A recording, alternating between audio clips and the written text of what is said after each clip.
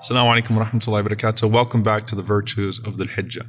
So the famous hadith in which the Prophet sallallahu alaihi wasallam, peace be upon him, mentions the best good deeds is one that really gives us a time to reflect and why the best good deeds are the ones that are performed in these 10 days. The Prophet, peace be upon him, said that there is no deed better in the sight of Allah subhanahu wa ta'ala or more greatly rewarded than a good deed that is done in the first 10 days of Dhul-Hijjah. And they asked the Prophet sallallahu alaihi wasallam, "Wala al-jihad fi sabilillah," not even striving in the path of God. He said, "Wala al-jihad fi sabilillah," not even striving in the path of Allah, unless someone goes out with themselves and with their wealth and they don't come back with anything of it. Now, let's give some context to this. First of all, for those that are tuning in, jihad does not mean terrorism. This does not mean killing innocent people. This is referring to a noble struggle. And the Prophet ﷺ is mentioning here a person that went out and lost everything, meaning they sacrificed their lives, they sacrificed their wealth, they sacrificed everything in this noble cause. Some of the scholars say that this hadith is referring to Mus'ab ibn Umair, may Allah be pleased with him, who became Muslim, and as he became Muslim was persecuted in Mecca, and this was the richest and most wealthiest man, the trendsetter of Mecca, a young man that everyone looked to, who had the most expensive smelling scents, who had the most expensive clothes, and he was persecuted, run out of Mecca, migrated to Medina with the Prophet ﷺ. In fact, was the one that introduced Islam to the people of Medina. And then Mus'ab radiallahu ta'ala anhu was killed in the Battle of Uhud, and they could not even find enough cloth to cover Mus'ab's entire body. So this man who literally sacrificed everything, radiallahu ta'ala anhu, and he is the manifestation of this. In another hadith, the Prophet ﷺ was asked about what the best form of struggle is, what the best form of jihad fi sabilillah is, and he mentioned a person who goes out and in the process of this battle loses absolutely everything. So what does this mean for us when we're talking about the 10 days of Dhul-Hijjah? Well, the Prophet ﷺ is saying that the good deeds that are done in these 10 days are better than not just al-jihadu fi sabilillah, but what he said in another narration was the best form of al-jihadu fi sabilillah. And in this situation, the Prophet ﷺ is saying that the good deeds of these 10 days surpass the good deeds done in any other 10 days of the year. So this is another interpretation of the hadith, or another benefit that the scholars extracted from it. They said that the Prophet ﷺ is saying any good deed done in these 10 days is better than a good deed done in any other 10 days of the year.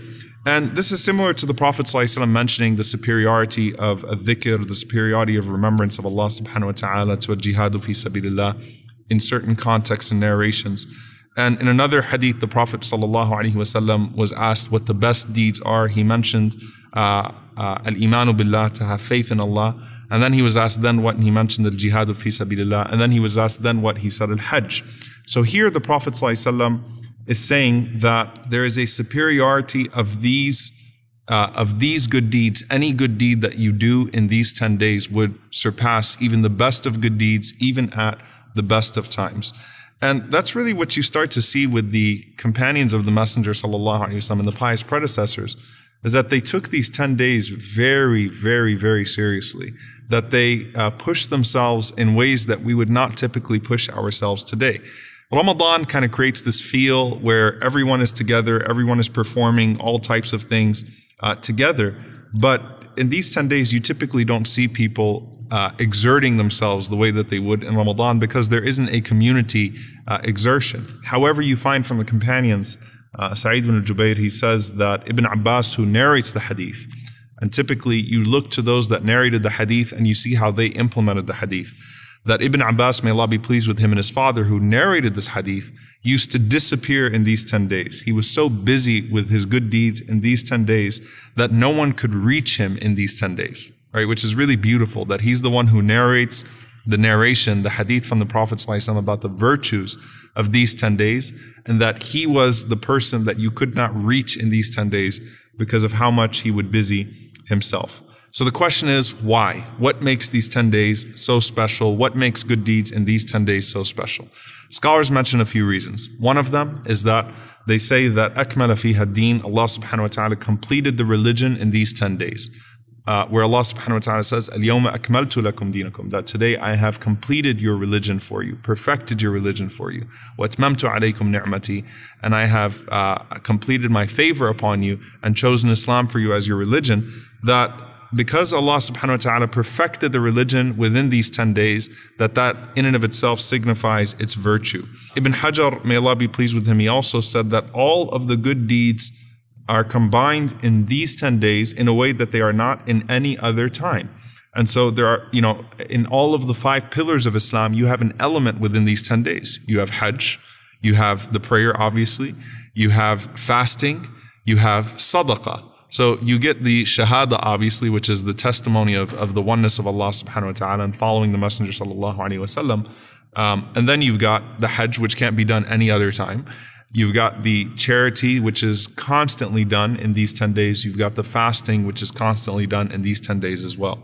And so all of the good deeds, all of the pillars of Islam have a manifestation within these 10 days, and you can't find that in any other 10 days of the year. So what do we take from this? In these 10 days, Imam Hassan al-Basri rahimahullah was asked, what are the best things that we can do in these 10 days? He said the first thing is don't lose your obligations.